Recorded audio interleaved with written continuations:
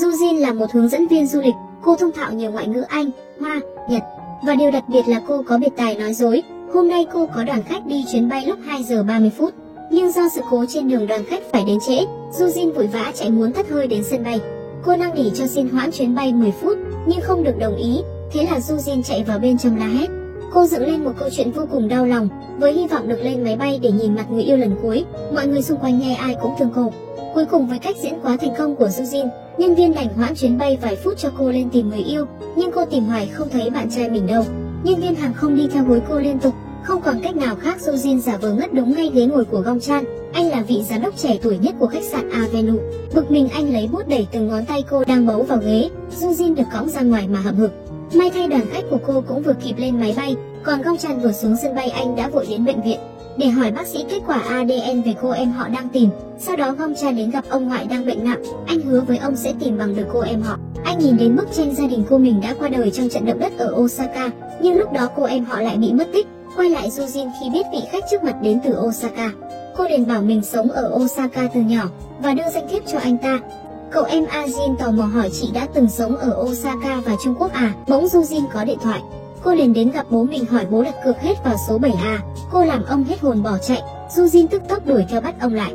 Bất ngờ cuộc đua ngựa chính thức bắt đầu. Jujin cùng bố la hét cổ vũ cho con số 7, nhưng đau lòng con số 2 lại dẫn đầu. Thế là ông chuồng đi thì bị Jujin phát hiện chạy theo. Sau đó hai bố con ra đồng uống bia. Cô khuyên ông đừng tin vào cá cược hay bài hoa nữa, vì con không muốn sống cảnh phải chạy trốn khắp nơi như ngày xưa. Không phải vì thế mà con được sống ở nước ngoài à? Rồi hai bố con lại vui cười với nhau. Hôm sau thư ký đem những bức ảnh được tìm thấy 20 năm trước ở Osaka cho anh. Gongchan yêu cầu thư ký tìm cách liên hệ với những người trong ảnh để tìm hiểu tình hình lúc đó. Còn bây giờ tôi phải đến đảo Jeju. Trong lúc này Jujin đang đau đầu khi biết bố đã lấy hết tiền đặt cọc nhà. Cô vội vàng chạy đi tìm ông thì gặp bọn giang hồ đến đòi nợ.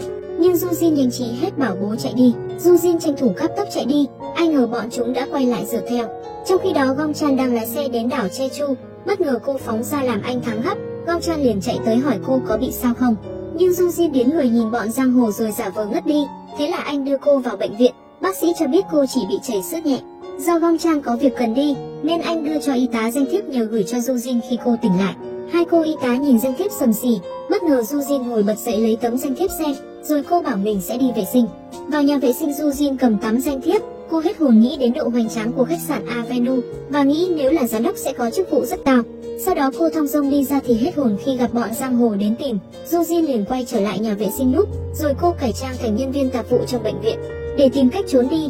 Tiếp theo lại giả làm bác sĩ để qua mặt bọn chúng. Cuối cùng cô đu lên xe cứu thương chạy đi. Đã vậy còn hôn gió trêu bọn chúng. Còn Gongchan giải quyết công việc xong anh về phòng gọi đến bệnh viện Jeju thì được biết Jujin đã không lấy đồ đạc mà rời đi.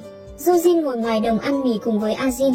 Bỗng cô lấy ra danh thiếp thích thú cười một mình. Lúc này Gongchan được nhân viên đưa túi sách Jujin để ở bệnh viện vào. Anh lấy danh thiếp ra xem biết cô là hướng dẫn viên đảo Jeju. Còn trợ lý vào báo buổi tiệc tối nay không có người giao tiếp tiếng Trung, làm cho Gongchun vô cùng tức giận. Khi đó Jujin cùng cậu Ajin đã đến khách sạn. Thế là cô lên gặp Gongchan. Nghe nói cô biến mất khỏi bệnh viện tôi rất lo. Bác sĩ bảo cô bị ngất không phải do tai nạn mà bị sốc. Rồi anh trả túi lại cho cô, làm Jujin cứng họng không nói được gì ngoài từ cảm ơn. Jujin đứng lên lặng lẽ ra về. Nhưng sau đó cô hỏi anh về chuyện bồi thường tổn thất tinh thần. Về chuyện đó thì cô hãy nói với luật sư tôi đi. Jujin chịu thua đành giả vờ bảo sẽ bàn bạc với luật sư của mình. Cô ra về mà bực bội vô cùng vì chả kiếm được xu nào. Sau đó Gongchan vô tình phát hiện trên danh thiếp cô ghi biết tiếng Trung. Anh liền chạy ra tìm cô. Chúng ta nói chuyện một chút được không? Cô biết tiếng Hoa đúng không? Thế là cô làm thông dịch tiếng Trung cho Gongchan. Sau đó anh còn đãi đoàn khách Trung ăn rất thịnh soạn. Jujin nhìn các món mà thèm nhỏ dãi, nhưng không được ăn vì phải phiên dịch. Cuối cùng đói quá cô vớ đại ổ bánh mì gặm. Ai ngờ họ lại hỏi chuyện. Gongchan nhìn Jujin chờ cô phiên dịch. Cô vội uống nước để nuốt cho nhanh.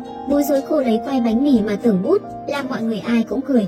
Thấy vậy mọi người khuyên cô nên ăn rồi hãy làm tiếp. Cô quay nhìn Gongchan hỏi ý kiến anh như vậy được không? Được anh đồng ý. Jujin liền ăn khí thế. Sau đó mọi người tạm biệt ra về. Gongchan cảm ơn cô đã giúp mình, nhưng cô định mặc bộ này về sao? Thế là Jujin vào thay đồ, thì Ajin gọi báo cô nên trốn kỹ vào vì bọn giang hồ đang lùng sục tìm bố con cô khắp nơi. Nghe được điều này cô cực kỳ bối rối, nhưng khi nhìn lại căn biệt thự thì liền vui trở lại. Gongchan đem tiền ra trả công cho cô. Nơi này thật sự luôn bị để trống sao? Còn người chăm lo cho nơi này thì sao? Họ thường tới đây khoảng 1-2 lần mỗi tháng. Nghe vậy Jujin càng thích thú. Gongchan nhìn cô với vẻ nghi ngờ. Thế là cô vui vẻ cúi chào anh ra về. Jujin vừa đi ra đến cổng thì Gongchan cũng lái xe chạy đi. Cô nhìn theo xe anh còn chào nữa chứ, hai người chăm lo nơi này vừa đóng cửa đi thì Jujin xuất hiện. Cô lẻn trèo qua cửa sổ vào nhà rồi bật đèn cày lên. Cô thích thú được nằm trên chiếc giường êm ái và cầm tấm hình Gongchan xin anh cho mình ở đây vài ngày. Hôm sau nhân viên đem vào một giỏ hoa và rượu nói của cô Kim Hyun tặng. Gongchan nhìn chẳng vui tí nào, anh lấy thiệp ra xem, rồi đến mở truyền hình lên xem trận đấu quần vợt của Hyun. Nhìn cô chiến thắng mà Gongchun chẳng có gì vui, nói đến anh chàng Jungwoo đang vụng trộm vợ người khác. Bỗng cô phát hiện chồng mình đã về, liền hớt hãi kêu anh mau chạy đi, nếu bị tóm được sẽ đi gặp ông bà ngay tức khắc. Jungwoo vội phóng dậy mặc quần vào, nhưng chồng cô đã đến trước cửa gọi, không còn cách nào khác Jungwoo ôm đồ mở cửa ba chân bốn cẳng chạy đi. Anh chồng cùng đệ tử cố đuổi theo bắn tới tấp, nhưng cuối cùng Jungwoo cũng được bạn lái xe đến giải cứu. Quay lại với Jujin ở trong căn biệt thự, cô chăm chỉ lau dọn rất sạch sẽ. Cô còn nhổ cỏ ngoài vườn và còn cho mấy chú cá nhỏ ăn. Cô còn quét lá khô dọc đường. Bất ngờ Jujin phát hiện ra vườn quýt rất sai quả. Cô ăn vào cảm thấy ngọt lịm, đúng là nhà giàu không biết tận hưởng gì cả.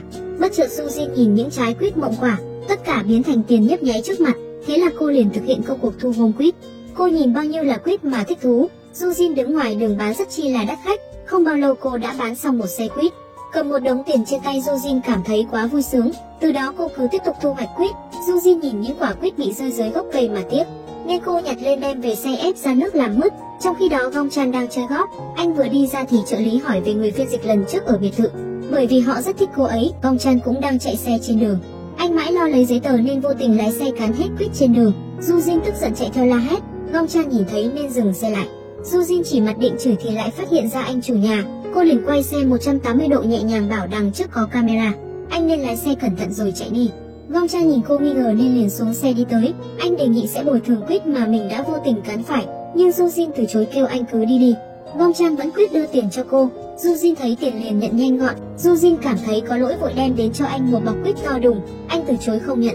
Thấy cô năn nỉ nên anh đành nhận. Jujin buồn rầu cảm thấy có lỗi với anh. Còn Gongchan về phòng ăn quýt mà cười. Anh gọi về cho dì hỏi tình hình của ông nội và còn báo tuần sau sẽ quay về. Dì anh nhờ khi nào về nhớ hái ở vườn mấy thùng quýt. Lúc này Jujin mãi mê ngồi đếm tiền. Cô vui mừng khi kiếm được tận 700.000 won. Jujin nhìn hình Gongchan cảm ơn anh, tối nay tôi sẽ đi. Tôi đã cho quà của anh vào tủ lạnh rồi đấy. Nhưng mà ai ngờ Gongchan đang chạy vào biệt thự. Cô mãi mê hái quýt ngoài vườn không hề hay biết. Anh đã vào nhà bếp và phát hiện ra quýt được đặt kín cả bếp. Gongchan tò mò không hiểu chỗ quýt này ở đâu ra. Thế là Gongchan ra vườn quýt, anh đứng sau lưng gọi dì ơi. Jujin vừa nghe cô buông cả rổ quýt trên tay xuống,